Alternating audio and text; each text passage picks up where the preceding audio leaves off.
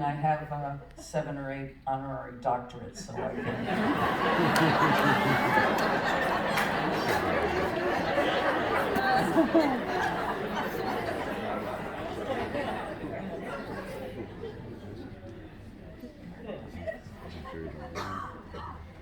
Have you ever thrown away something? Oh, have you ever thrown something away and later wished you had not? It's very Shakespearean. And later wished you had not. Well, actually, I remember, this brings to mind when I was a kid, and it's actually happened in Germantown. I loved my small little possessions. One of the things I loved was my toothbrush. It was sort of my buddy, and I would brush my teeth and daydream, and I had a whole little running dialogue with my toothbrush, my little friend. And one day I came home from school, and my mother said to me, "Oh, Patricia, the dentist said you have to, get a new toothbrush every 8 months or something. So I got you a new toothbrush." And I said, "I don't want a new toothbrush. I want the old toothbrush." And she said, "No, it was getting all, the bristles and everything. It was, wasn't good anymore." And I said, "Well, what did you do with it?" I was imagining, a fine burial or something. She'd just thrown it in the trash, ruthlessly after all the service. And I was heartbroken, I just thought it was so cruel, but of course, my mom, she had 3 kids, and she worked as a waitress, and she did ironing part-time. She didn't have time to, give a memorial service to it.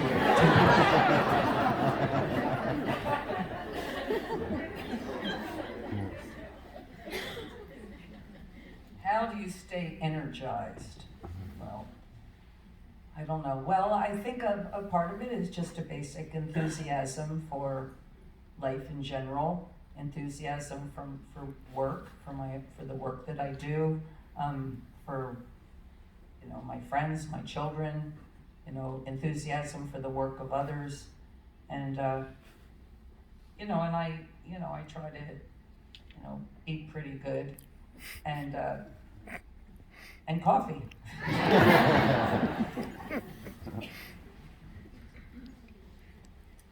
Next. Oh, I love this picture. I mean, it's not that it's a genius picture, I just love it. But I took it with a 35mm camera in probably late 79, early 80. And it was me and Fred's first when I left New York to be with my future husband. We got an apartment in downtown Detroit. And Fred played saxophone. Fred loved Coltrane and had a very Coltrane-esque style. And he taught me to play clarinet, not in the normal way, just to improvise. And that's sort of my style. I don't usually learn anything properly, but so we used to, sometimes we tack up pictures of Jackson Pollock or Mondrian paintings, and then stand in front of them and interpret them, much to the chagrin of our neighbors. But, oh wait, I wasn't done. Sorry. Can we go back? Oh, we can't? Well, anyway, when you see that, my favorite, not my favorite thing, obviously Fred's saxophone is my favorite, but my other favorite thing is my record collection, which is, the picture you're seeing is the Ray Conniff Singers. Another thing that got a lot of ridicule besides my CD player was my Ray Conniff records, but I got them from my mother. And this one has a really cool cover too. Now that you look at it, it's a cool cover, right? And a lot of, I love all those old songs. I learned all those songs from my mother. And One of my favorite songs on it was a I can sing you a snippet of it if you like. I need some more. You might be sorry.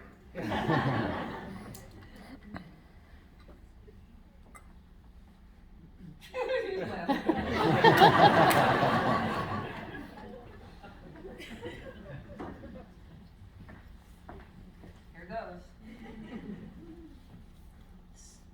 I like this song because it reminds me of Fred. Santa, make me his bride for Christmas. Santa, it wouldn't cost very much, just a sprinkle of reindeer dust and a sprig of mistletoe, and the sound of your laughter as you glide across the snow. Santa, if you would use your magic this Christmas Eve while he's holding me tight, and he'd whisper the proper things and then give me a ring. Oh, Santa, make me his Christmas bride.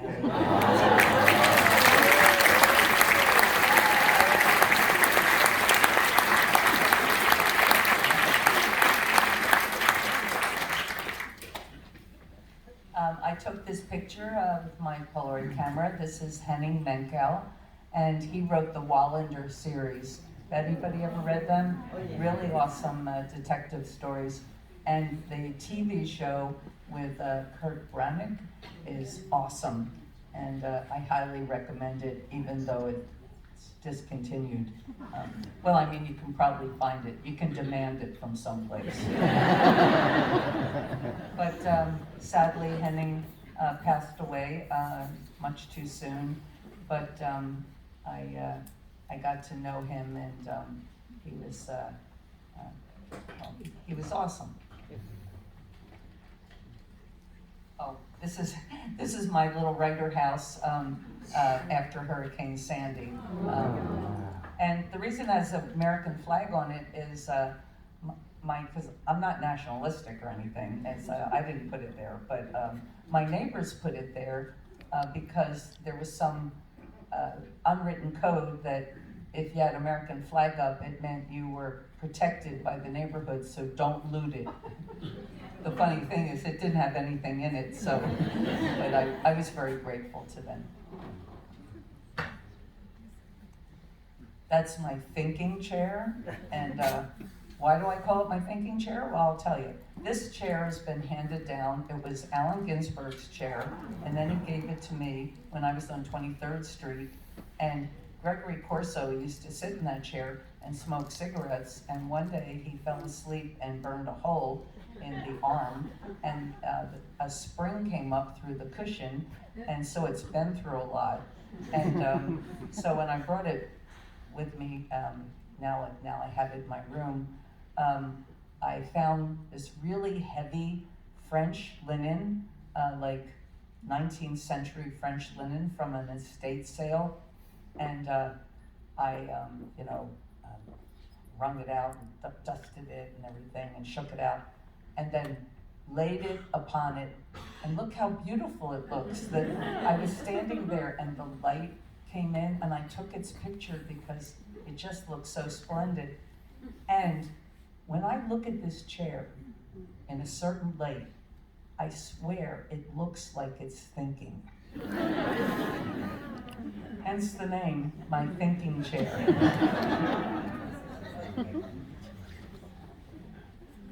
This is Dylan Thomas's grave. I visited in Wales, and I often go to visit the resting places of people that I love and admire, just to say hello and visit, and sometimes just tell them thank you for their work. And Dylan Thomas, obviously, it's a very humble grave in the place where he grew up and wrote many of his poems. And yeah, so if you ever go to Larne in Wales, say hello to Dylan Thomas. No. That's Cairo, and yeah, nice little picture. I just couldn't resist. She's so sweet. Another pal of mine, Pinocchio, and there's so many. Actually, I don't know where it is. Somebody did ask me on one of these cards, what do I like to read, or what's my favorite books? And of course, there's so many great books. I've read so many of them, and there are so many masterpieces. Moby Dick, Master and Margarita, and The Glass Bead Game, and 2666, and on and on.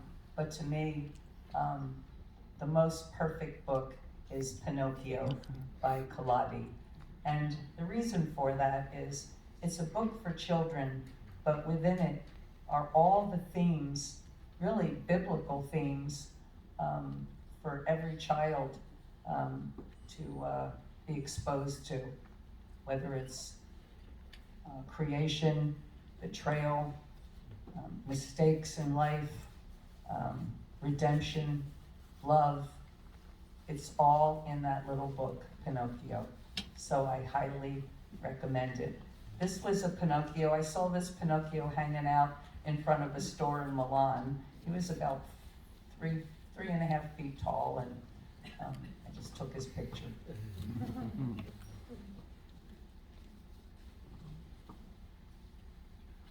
This is Alice Augustus Ball, and I learned about her because I also really like science.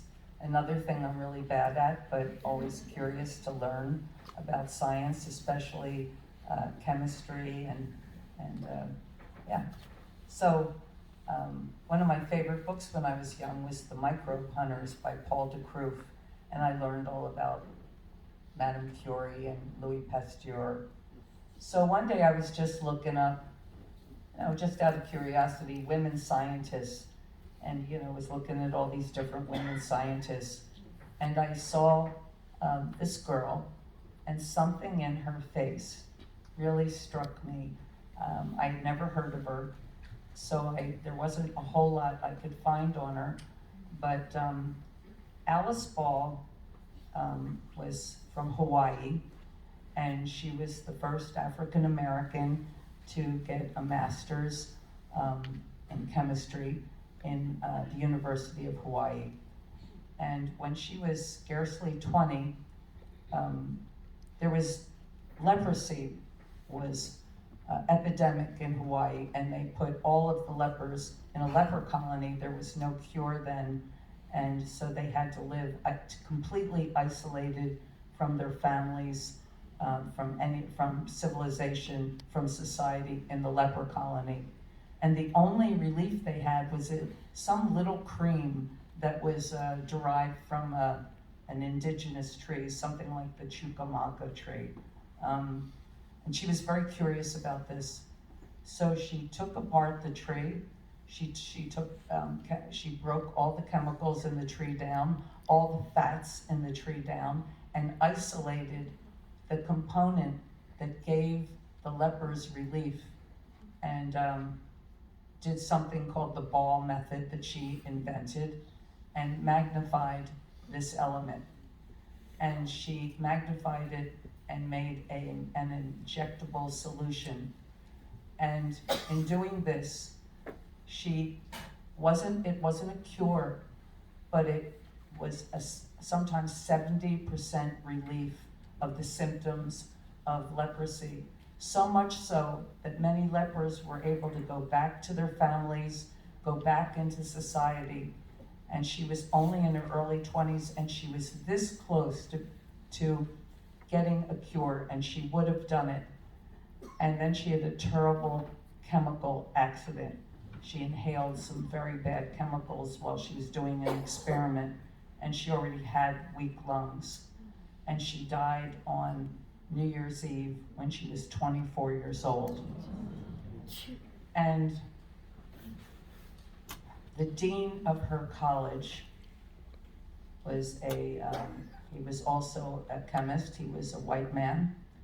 He took all of her papers, every bit of her research, erased her name from it, and took it as his own.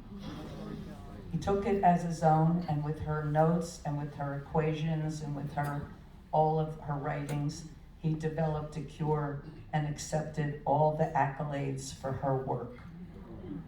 So Alice Ball, who did so much for such suffering people, was all but forgotten because of this man. But in the 70s, some science sleuths did some kind of research. They heard some kind of rumors, they tracked things down, and they unveiled his deception, and her name was restored. But decades went by, and at a time where she should have been heralded and thanked, even posthumously, never happened. And all right, now she has her name back in some medical journals and an entry in Wikipedia, but still not many people know who she is. So I wanted her in the book, and I want to talk about her every time that I can, so more people know her name, Alice Augustus Ball.